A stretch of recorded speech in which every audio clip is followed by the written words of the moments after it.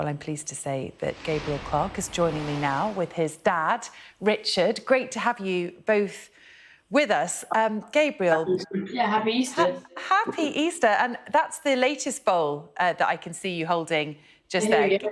The hoop Give us a bowl. look at it, Gabriel. Yeah, here we go. You're very talented. When you first tried to fundraise last year, did you have any idea how it was going to go? And how did you feel when you realised quite how much you'd made? Oh, it was absolutely incredible. I had no idea that it would be so magical and it would go so big. It's all part of my dad's tweet that really took it off, but I've had so many amazing experiences because of it. Well, just to remind our viewers, Gabriel, you made a carved wooden bowl last year, if I'm not mistaken. Correct me if I get anything wrong here. And you put it up for raffle to raise money to help Ukrainian children. And you raised £250,000. Is that right? That is right. Yeah, I carved a wooden bowl called the Bowl for Ukraine and raffled it for Save Children's Ukraine appeal. And in around 2 weeks, we raised just over $250,000, which is absolutely amazing. 2 weeks, you raised that amount of money in 2 weeks. Tell me, what was the atmosphere like in your household, Richard, as that money just grew and grew? Well, it was all nuts, really. It's sort of the story kicked off, sort of thing. So the fundraiser last year sort of carried on the back of sort of interest in Gabriel and his woodwork. And we had no idea, and it just largely through social media, it just went viral, and it went all around the world. We even had clips from Korean TV showing the bowl and the making of the bowl. But what's nice is Gabriel's, it's great, is Gabriel's decided. We know it was a one-off last year, but he really wanted to go at it again because kids still need help out there, sort of thing. So this is his latest fundraiser, the Hope Bowl. Yeah, very much so. Now, Gabriel, you travelled to Warsaw to meet Ukrainian children who have been evacuated and are now living there. What was that like? It was amazing. To be honest, at first I was really quite nervous. I didn't want to say the wrong thing. But I walked in and everyone's English was so incredible and they were so kind. We spent the whole day sort of playing games and having chats. I got absolutely thrashed and I gave table tennis. We painted wooden Easter eggs, which is a tradition in Ukraine. But we did so much amazing stuff. It was great. Now, we're looking at some pictures at the moment of a wooden bowl being received by someone that you gave it to. Can you tell us about that? Who is that? That is the head teacher of the school.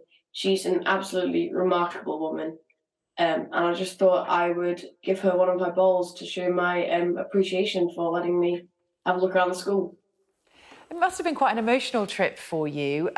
What did you learn on that trip? What did some of the children tell you about how life is for them now? I didn't want to speak too much about the war and stuff, as not to upset them. But they seemed just like me. They were so passionate about all sorts of things. They were all just your average children, but I think that's what shocked me the most, really, is how the war has affected them, of course, but the fact that they're still just lovely, normal children. And just briefly, do you know what your money has gone towards in helping these children?